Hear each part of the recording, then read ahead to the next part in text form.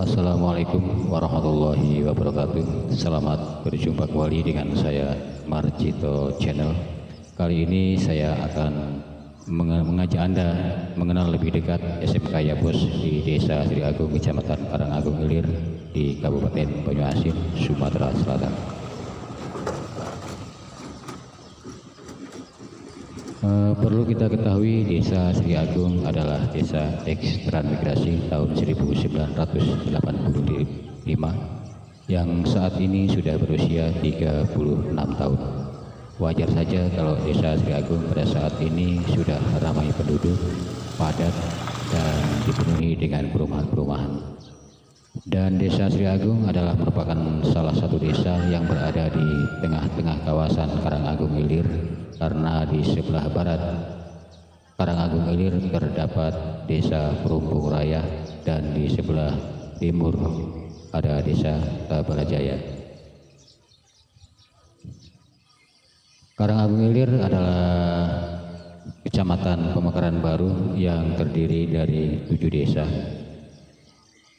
dan nampak tepat sekali kalau di Desa Sri Agung ini didirikan SMK Yapus, karena di Karangagung Ilir belum ada sekolah kejuruan, yaitu inilah satu-satunya sekolah kejuruan yang berada di Karangagung Ilir.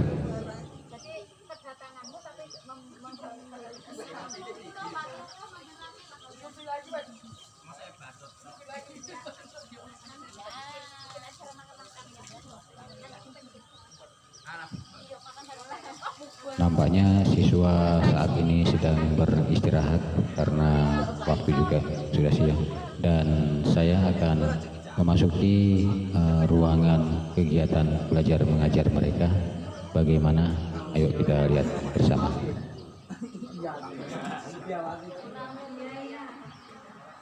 Suasana di dalam kelas nampak indah, rapi, dan tertata dengan sempurna, sejuk karena terdapat juga kipas angin.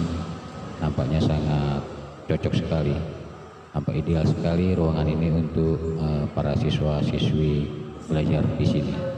Di samping kelas yang tersusun rapi, nyaman, tertib, bersih, juga sudah terdapat berbagai peralatan, yakni saya lihat di sini ada beberapa peralatan, beberapa unit komputer untuk para siswa-siswi kegiatan belajar mengajar di sini.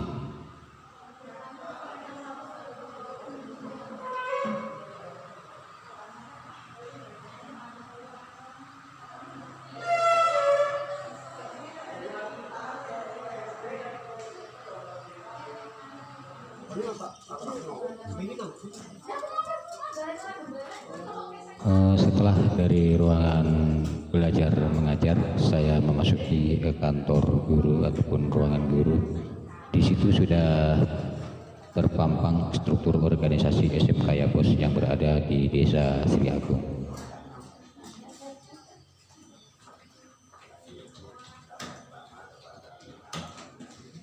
Di samping struktur yang terpampang, di situ juga sudah terpampang jelas visi serta misi SMK Yapus yang baru 1 tahun ini didirikan.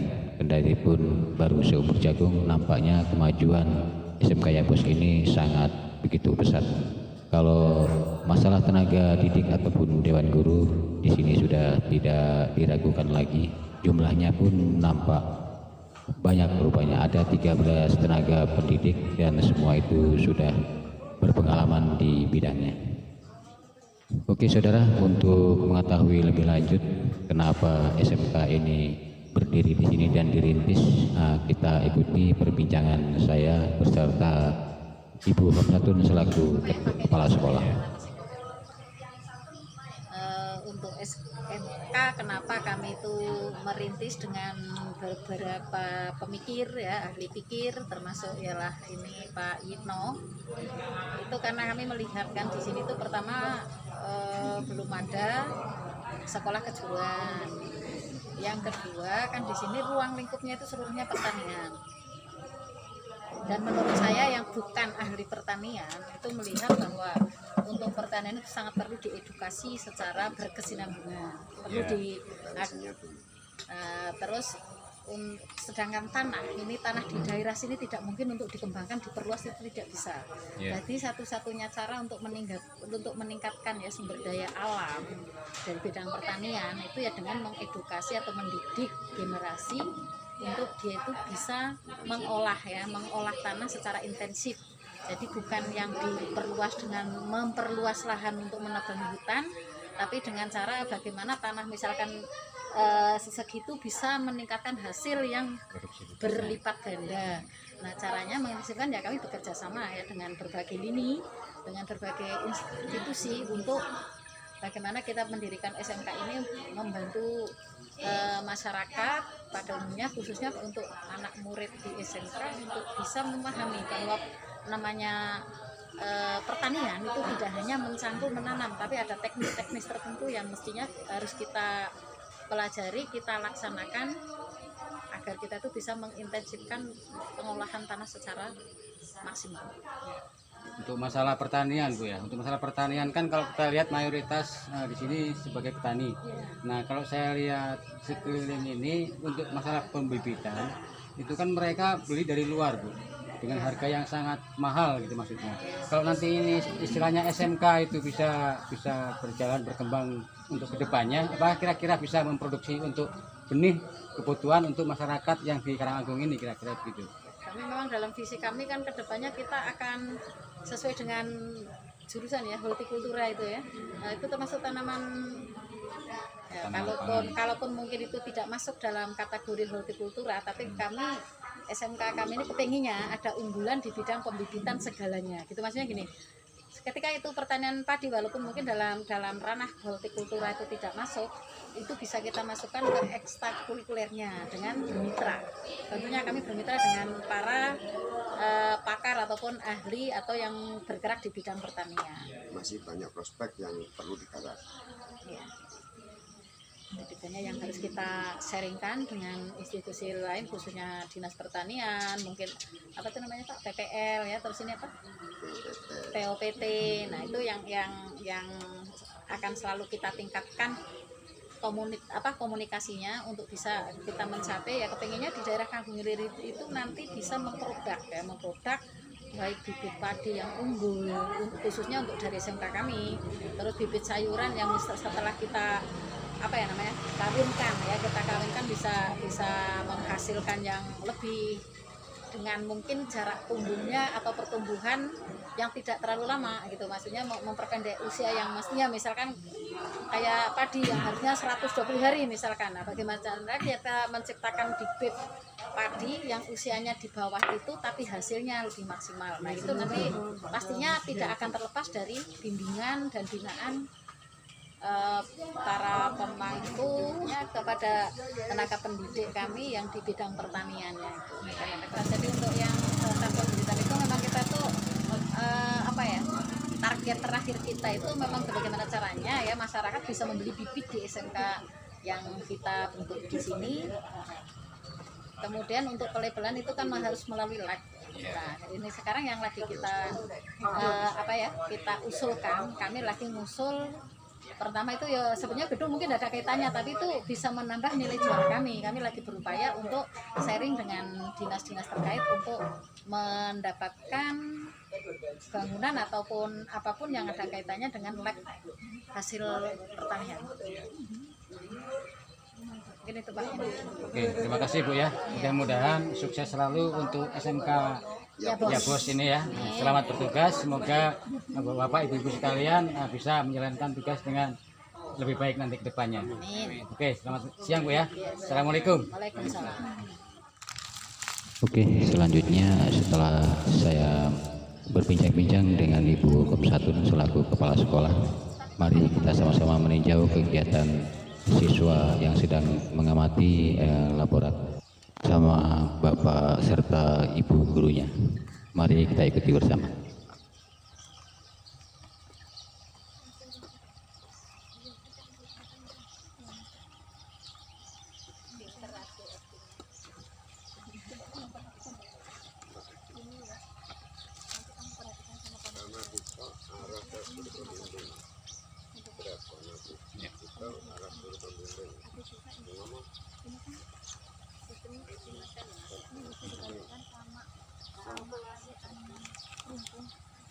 walaupun dia kan ini sebelah kayak gitu ya. Kalau ini sama, jadi spesiesnya masih golongan, ini kan golongan apa, rimpang tapi dia sama kayak SMK.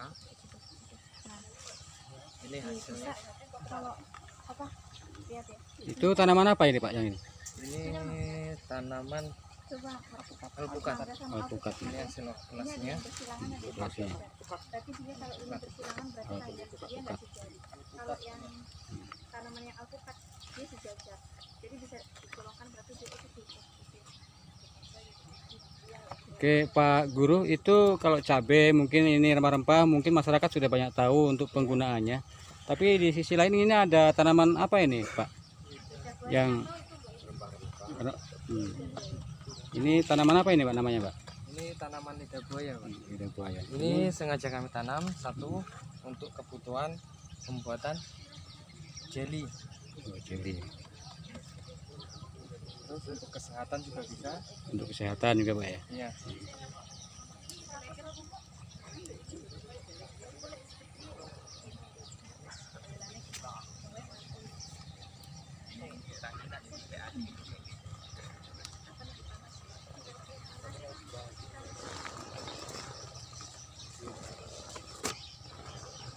Ini siswa sekarang sedang mengamati bagaimana apa sih hama yang sedang menyerang tanaman cabai. Iya. Sekaligus siswa melakukan pembersihan pada bidang tanaman.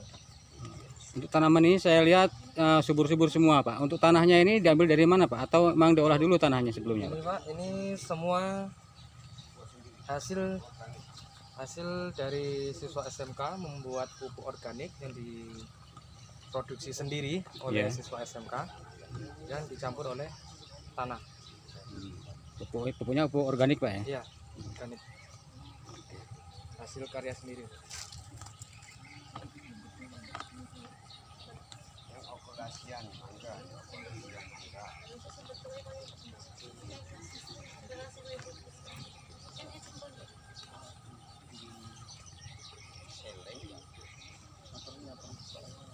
Oke Pak, ini tanaman mangga ini Pak ya?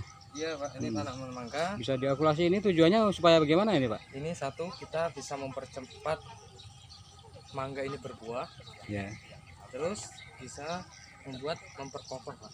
Batangnya itu walaupun dia udah kecil tapi bisa berbuah lebih Iya. cepat. Bisa kokoh juga batangnya Pak Iya, ya? bisa kokoh. Sama dengan tanaman biji ya? Iya.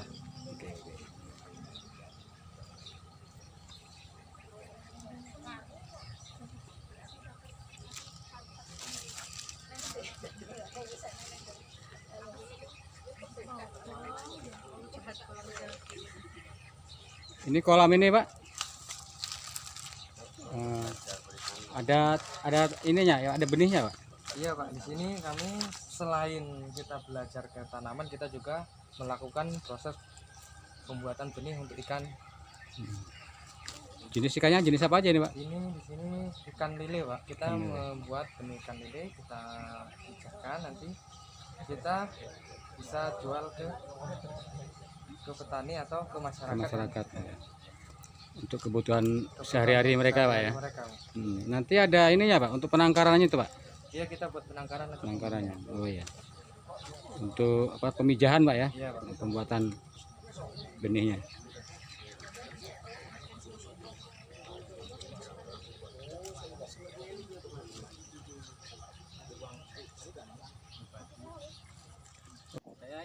Oke, setelah kita mengikuti siswa untuk mengamati tanamannya, saya akan berbincang-bincang dengan Bapak Suyun. Menurut Bapak Suyun sebagai ketua yayasan, didirikannya yayasan tersebut bertujuan untuk memaksimalkan penghasilan di sektor pertanian. Karena untuk generasi penerus kita perlu adanya ilmu pertanian agar dapat memaksimalkan hasil dengan lahan usaha yang tidak bisa berkembang hanya segitu-segitu saja menurutnya, dan penduduk semakin padat, sehingga untuk generasi penerus kita walaupun nantinya bertani, mereka adalah petani yang berilmu di bidangnya. Contohnya sekarang saja para siswa sudah mempunyai ilmu dan sudah bisa mempraktekkan untuk mampu menciptakan obat herbal yang sudah siap diedarkan di kalangan masyarakat Karangagung dan sekitarnya. Untuk masyarakat Karangagung dan sekitarnya bila memerlukan obat herbal yang diproduksi oleh siswa-siswi SMK Yapos dapat menghubungi langsung ke sekolah SMK Yapos yang berada di Desa Sri Agung, Kecamatan Karangagung Ilir. Untuk lebih jelasnya, mari kita ikuti penuturan Ibu Kamsatun mengenai VCO tersebut. Yang dibuat VCO ini kan yang ibaratnya sortiran dari yang mereka dijual bulat, tidak masuk. Jadi kita memanfaatkan barang yang sudah sortiran untuk dijadikan yang lebih bermanfaat. Ini namanya apa Bu ini? Virgin coconut oil atau VCO. Di sini sudah tertera harga Bu ya. Ini sudah Ya, sudah dapat izin dari Sukopindo. Sudah level, ini sudah ada level yang sudah diteliti di Sukopindo. Jadi ini kami tapi memasarkannya belum menggunakan mitra misalkan kayak Indomart atau Lazada atau menggunakan Shopee itu belum, tapi kami baru door to door sama teman-teman yang sudah tahu khasiat dari VCO. Supaya masyarakat luas itu mengetahui ini manfaatnya, maksudnya dijelaskan secara gamblang. Tapi secara garis besar kan manfaat VCO untuk menurunkan kolesterol, kemudian bisa melawan infeksi. Jadi kalau kita tuh luka diobati ini pertama kita ndak kena ndak kena tetanus, terus dia itu langsung bisa menghentikan darah. Kemudian juga membantu sistem pencernaan. Artinya kalau minum ini kita itu pencernaan kita lebih lancar. Contohnya misalkan mudah untuk BAB. Kalau kan kadang kita tuh sembelit Pak ya. Kalau minum ini bisa memperlancar, dan ketika minum ini kita pertama akan detox, tapi setelah itu kita akan merasakan manfaatnya itu karena bisa menjaga stamina. Kemudian membantu metabolisme juga. Dan yang paling ini sekarang yang diabetes itu Pak, itu lebih bisa cepat menurunkan diabetes. Juga untuk menjaga kesehatan rambut, kulit. Itu dijual harga berapa itu per botolnya itu Bu? Kalau kita enggak per botol, jadi kalau untuk per liter itu harga jual, kalau kita dari yang membuat itu belum dikemas curah itu per liternya itu 100. Tapi kalau sudah dikemas seperti ini, kita per liter mencapai 200.000 karena untuk dikurangi harga botol dan label. Oke, terima kasih informasinya, penjelasannya Bu ya. Terima kasih. Oke, selamat bertugas. Ya, amin.